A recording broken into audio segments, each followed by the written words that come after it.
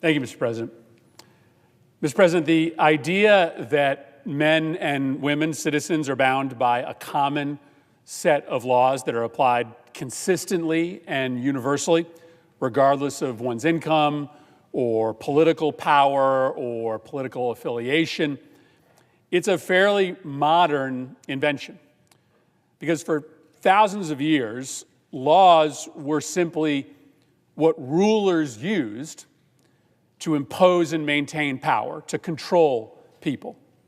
Laws were applied or crimes were invented for the ruler's critics, and laws were ignored or waved away for those in favor with the regime. Now, early Americans had watched the British kings apply laws selectively, both in Britain and in the colonies. And they sought, our founders sought, to create a nation where all men were equal in the face of the law, and that the law was applied uniformly and justly. That idea, equal justice, the law applies to everybody, regardless of who you support politically or who you are aligned with politically, was in many ways the founders' most vital check against tyranny. That's the difference between a democracy made of equal citizens and an autocracy, where the law is simply whatever the ruler decides. It is a foundational principle of American constitutional democracy. It is not something that we can take for granted. Now, I will admit, likely every president has made a decision or decisions that compromised that belief in the rule of law. Often those decisions were related to one of the maximalist powers that the president possesses. That's the power of the pardon. I, for instance, did not agree with President Biden's decision to issue pardons to his family members. I thought that was excessive. I thought that compromised the rule of law. But this president's contempt for the rule of law, Donald Trump's contempt for the rule of law, is unprecedented. What we are all watching right now is Donald Trump throw away the idea that laws apply to everyone equally. And it is astonishing to watch so many of my Republican colleagues fall in line. Some of them may be on board for the destruction of the rule of law because they want the Trump family to rule forever. But many of them know that this is wrong, what is happening. And their silence is heartbreaking. Donald Trump issued a statement over the weekend. Quote, "He who saves the country does not violate any law." Now, that's a quote attributed to one of the most notorious dictators of the last half millennium, Napoleon Bonaparte. It's a stunning claim that Trump, not the law or Congress, decides what is legal and illegal. And if he had said that in 2017, maybe we could just, write it off as Trump being Trump, as just bluster trolling. But this time, he is actually implementing a methodical campaign to seize control of the law and apply it differently, depending on whether you support him or oppose him. Take, for example, what happened on Friday night. Trump ordered the Department of Justice to cut a deal with the indicted mayor of New York City, Eric Adams. The deal was simple. If Adams pledged loyalty to Trump and agreed specifically to cooperate with Trump's immigration raids in the city, Trump would look the other way regarding Adams' corruption. The charges would be dropped, and Adams could keep stealing money as long as he was politically loyal to Trump. They didn't hide this deal. Adams and a high-ranking Trump official literally went on TV to announce that they had formed an alliance based upon the release of charges in exchange for political loyalty. But when Trump told the highest-ranking Justice Department employees in New York City to execute the corrupt deal, they wouldn't. The top official resigned rather than take part in the corruption. So did the next in the chain of command. By the time that Trump found someone who would implement the deal, 7 DOJ lawyers and 4 of Adams' deputy mayors had resigned. Because what was happening in plain view was a fundamental challenge, a fundamental corruption to the rule of law, a rule of law that up until today, Republicans and Democrats had both revered. Meanwhile, other parts of Trump's team are engaging on the other side of the ledger, targeting and harassing, using the law, the president's critics. Because that's what happens in a nation without the rule of law.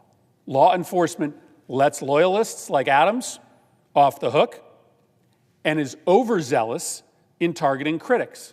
Let me give you just one example of what is happening right now as we speak. Last month, Trump's new FCC chairman opened an investigation into a single radio station that had the audacity to simply file a news report about an ICE raid that was happening locally. Multiple other sources filed similar reports with similar footage, but only one investigation was opened.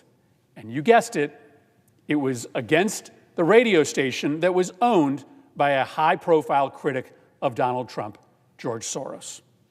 So the game is clear, like we can see it. They're not even hiding it.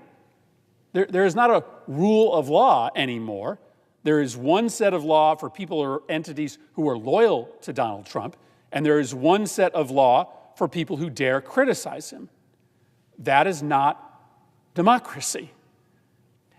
And if we don't find a way, Republicans and Democrats, to come together to defend the rule of law, if we don't say that what is happening today, deals being cut with corrupt politicians in exchange for their pledges of loyalty to Donald Trump, if we can't speak with one voice about that kind of corruption, well, then our democracy is cooked. Which brings us to the pending nominee. To lead the FBI, Kash Patel. If your plan is to destroy the rule of law and turn the Department of Justice into a political weapon that rewards loyalty and punishes dissent, then Kash Patel is the perfect person to lead the FBI. And that is likely exactly why he was chosen. Listen, Kash Patel is a joke. Many of my Republican colleagues know this. He has spent the last 4 years taking the most extreme positions inside the world of MAGA in order to make money for himself. For instance, he says that he can provide proof beyond a reasonable doubt that the FBI was behind the January 6th invasion of this building. Let me say that again. The man that my Republican colleagues are about to vote to lead the FBI believes that there is irrefutable proof that the agency he is about to lead secretly organized the violent assault on the Capitol. That is bananas. My Republican colleagues know that. That is a lie. And we're about to put this guy in charge of the FBI, an agency that he claims organized a secret plot to invade the Capitol. He wrote a book called Government Gangsters, and at the end, he added an appendix entitled Enemies List, like straight out of the McCarthy era. He has a list, he wrote it down, of people he believes are enemies of America. And shocker, they're all Democrats or Republicans who dared speak out and criticize Donald Trump. You're going to put at the head of the FBI, the agency that can arrest anyone they want, put people in jail, a man who thinks that anyone who disagrees with Donald Trump politically is an enemy of the United States.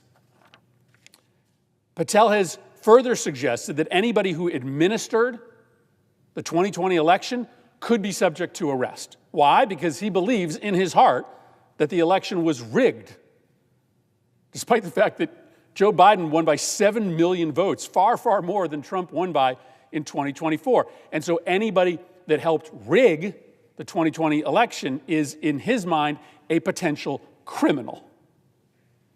This is off-the-wall stuff. But of course it is. Because while he believes this, he also knows that there's a money-making opportunity in all of it. This is his logo, K$H. He's a brand. He says all these things because he believes them, but also because it makes him a hero to the gullible conspiracy theorists inside MAGA. He uses them. He sells stuff to them, sweatshirts, T-shirts, lapel pins, K$H. Now, if you buy this sweatshirt for $55, it says all net profits go to the Kash Foundation. But you know what we found out, unsurprisingly, is that in 2023, by selling all these sweatshirts and merch, the K$H Foundation had $1.3 million in revenues. Now, it purports to support heroic conservative whistleblowers with legal services and other support services. You know what percentage of that $1.3 million went to actual services? Less than 15%. Kash Patel pocketed almost all of the money that he made from selling these T-shirts. He even hawks a COVID vaccine reversal pill. Let me say that again. The incoming director of the FBI, in addition to selling T-shirts and pocketing most of the proceeds, also sells a vaccine reversal pill that is just like pure snake oil.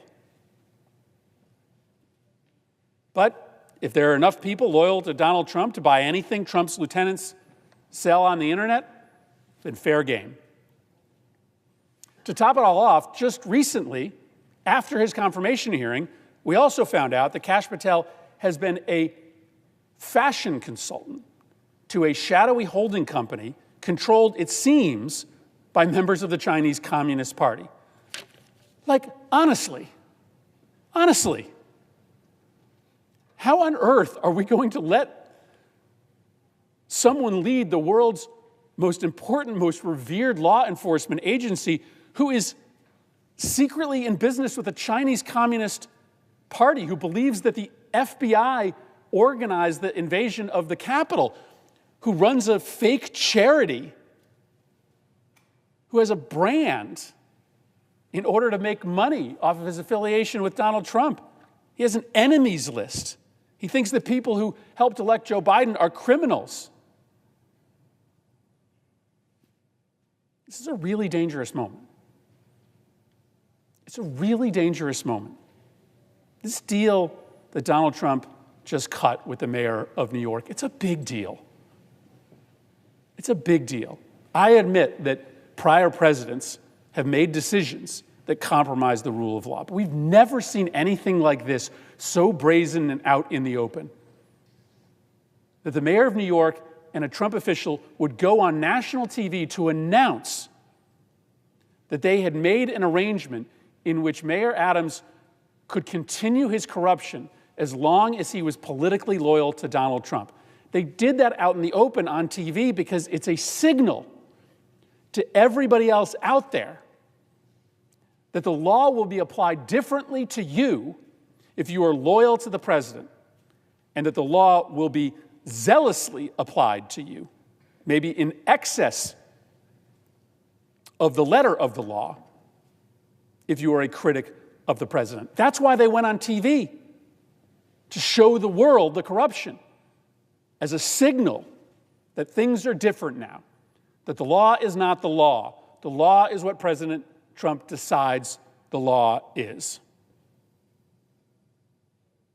The law loses all meaning when it becomes simply what the president, what the leader on any given day decides. This is the worst possible moment to put a person like Kash Patel in charge of the FBI. It is heartbreaking to see so many of my Republican colleagues, many of whom I admire, put loyalty to Donald Trump ahead of loyalty to this country, and more specifically, loyalty to that sacred principle, the rule of law. My prediction is that if you vote for Kash Patel, more than any other confirmation vote you make, you will come to regret this one to your grave.